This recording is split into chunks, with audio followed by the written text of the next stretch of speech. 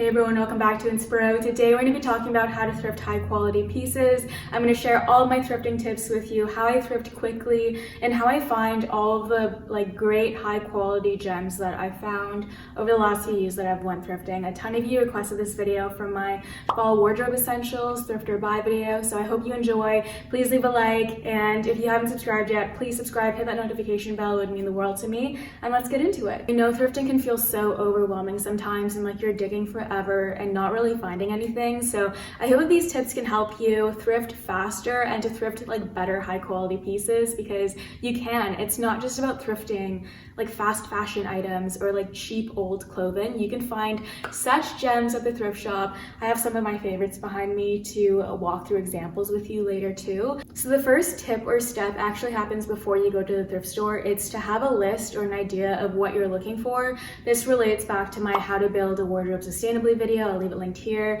Highly recommend you watch that if you want to build a more sustainable and conscious wardrobe. Having an idea of what items will really add value to your wardrobe will help you feel less overwhelmed because it gives you pieces to look for. Having a list helps you narrow down, okay, what colors should you keep an eye out for? Are there certain sections that you want to actually sift through piece by piece? Otherwise, you're just going into a shop and aimlessly looking through everything, where that's when it gets overwhelming and exhausting. But if you're going in with a game plan, you know you'll go into 3 sections of the shop because you know that there are items in your list in these categories of the store, if that makes sense. The next tip is that there are actually 2 ways of thrifting. The first is a quick pop in anytime you're passing by a thrift shop, or if there's one on the way to run in an errand or something.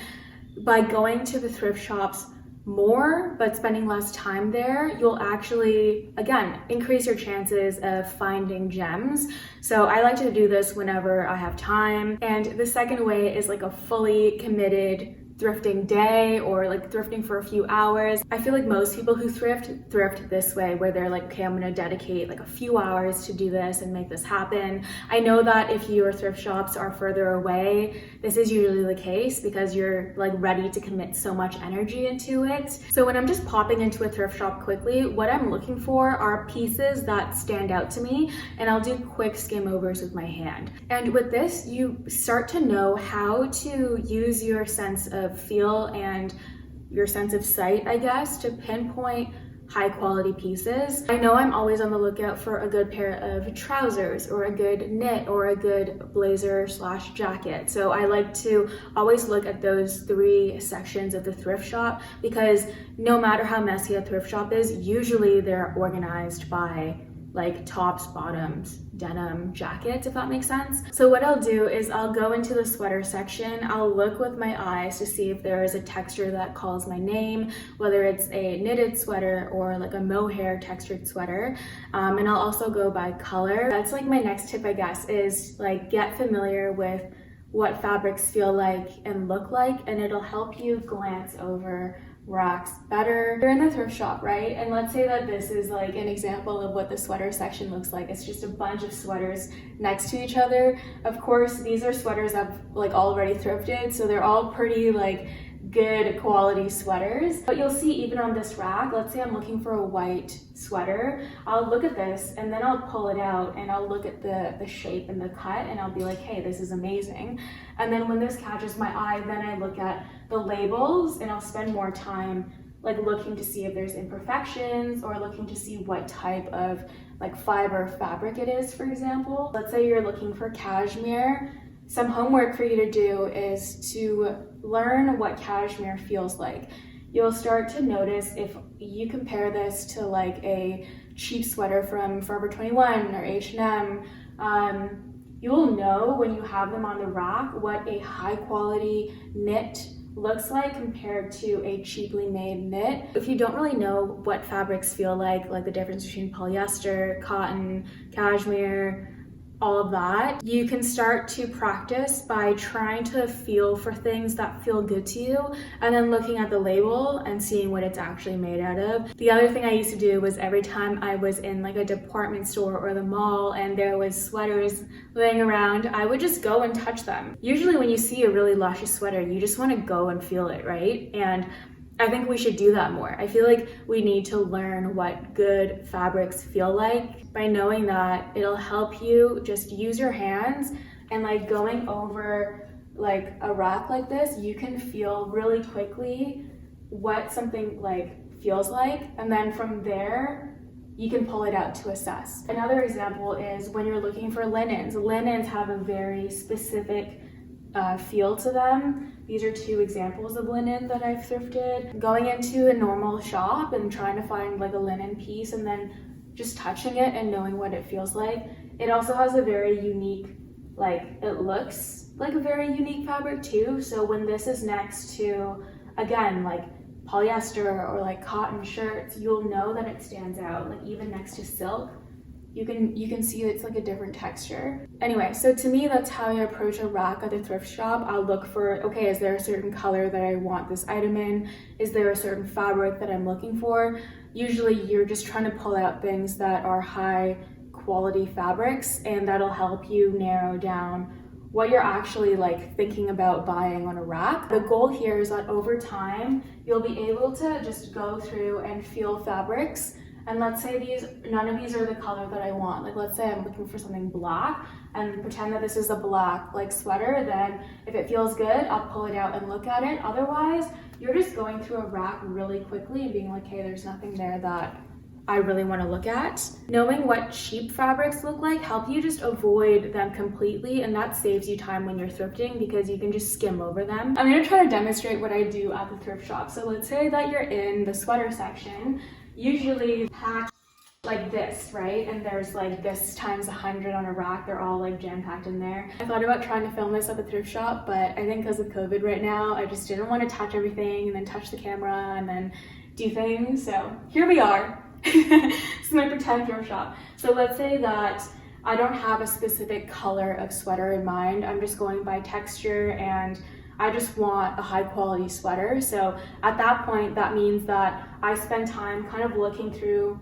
all the sweaters they have at the thrift shop. There isn't usually that many, so it takes me like 5-10 minutes to look through everything. If I'm at a Talese or something, you know how Talese organizes by color, I'll usually skip over like the purples and the greens and the blues because I know that I probably won't wear those colors. But let's say this is like a Goodwill or something. So everything is just organized by sweaters, but all the colors are mismatched. So what I do is I'll like push to make space. This is like a section I've already looked at, or this is just like something I don't like. It's another sweater that isn't really high quality. So I'll touch and I'll look for the style and the texture. And so for this one, I'll see like, oh, this feels like cashmere. I'll look at the tag, cashmere, awesome. And then I'll pull it out, put it in the cart. And let's say I look at it and it's an old style, immediately don't even think about it anymore. Or let's say it feels like a really cheap synthetic fabric, then I'll just keep going. Or let's say with this one too, it's a cheap fabric, I'll keep going. Let's say this one, oh, it's really nice. I can see the texture of like the knit is nice. I'll look at it, if it looks nice, I'll pull it out, put it in the cart.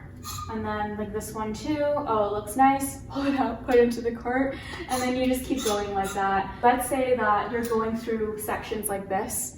If all of this, nothing sticks out to me, I will just move on. If you're looking at this and none of this looked appealing to you, chances are there's nothing good in there. So why bother looking through all of them? So I'll just move on to the next section. Yeah, I hope that makes sense.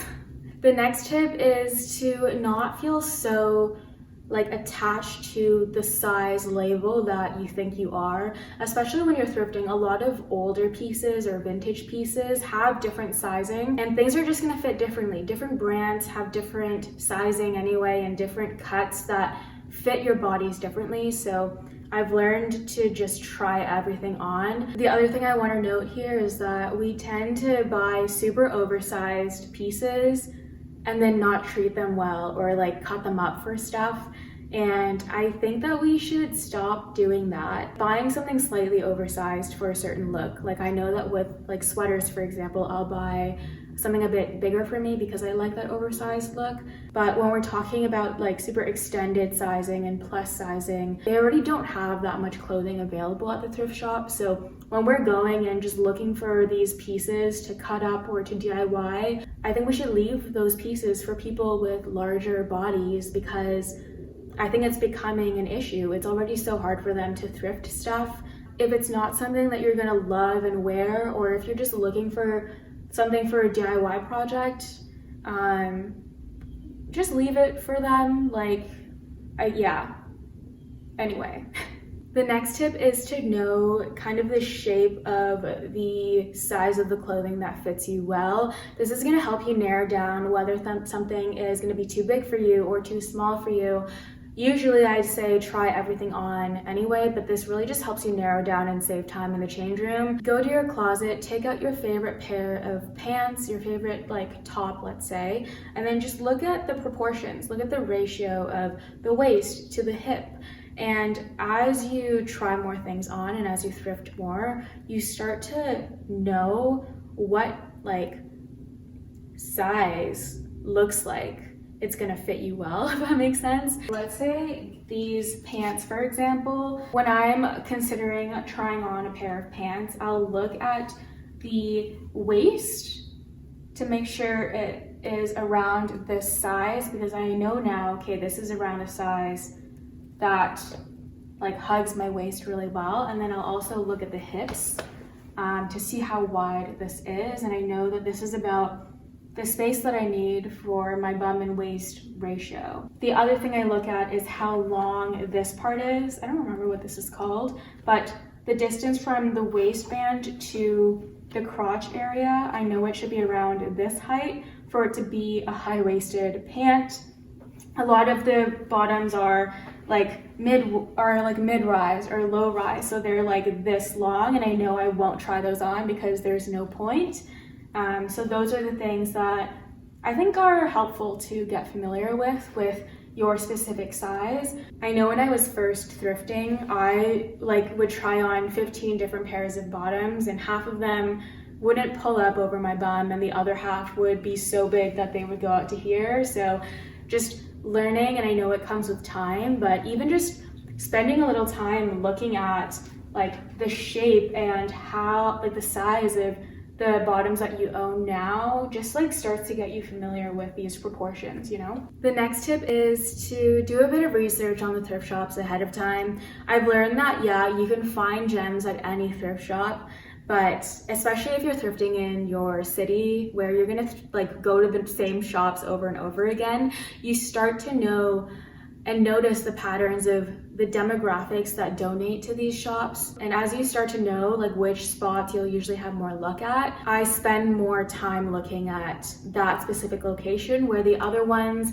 I usually don't go to, or if I do, I just do a very quick skim. And if there isn't anything amazing that pops out to me, I'll leave because I know it's not worth spending that energy there. For example, this cardigan I found at a location that I don't usually go to because it's usually a miss, but it was just by chance that I popped in. It was a 5-minute pop in, and I just glanced through the top section and this stood out to me. It was actually in the blouses with lawn sleeves and stuff, and I was like, oh, this looks like a nice knit. And then I just picked it up, thrifted it. And then my favorite Valley Village location here, I found so many pieces. I'd say maybe 10 to 20 of my favorite pieces. So with that one, I'll usually do my full kind of glance over, skim through, and then I'll look in specific sections for anything that's on my list. So that's where it differs, where with this Valley Village, the one that isn't really that great, I'll spend 2 minutes looking, and then the one that is my favorite, I'll usually spend 30 minutes looking. And it's just a smart use of your time and energy, I think. And then last tip, kind of related to the last one, is to not be afraid to shop consignment. As we're learning that we can consign our stuff and make money off of our stuff, more people are going to sell their high quality pieces or their designer pieces at these consignment shops.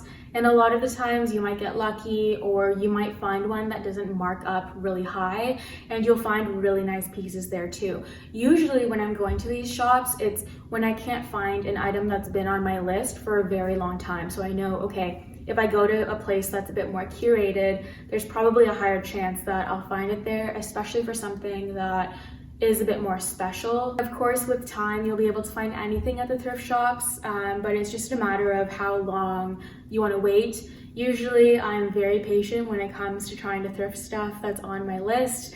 And of course I've learned about things that are harder to thrift. That's essentially the whole video that I filmed before this one, so check it out. Yeah, that's basically it for today's video. I hope you enjoyed it. Again, please leave a like if you did. Please follow me on Instagram if you haven't yet. It's at inspiroue. Anyway, I hope you found this helpful, and I'll see you in my next video. Bye everyone.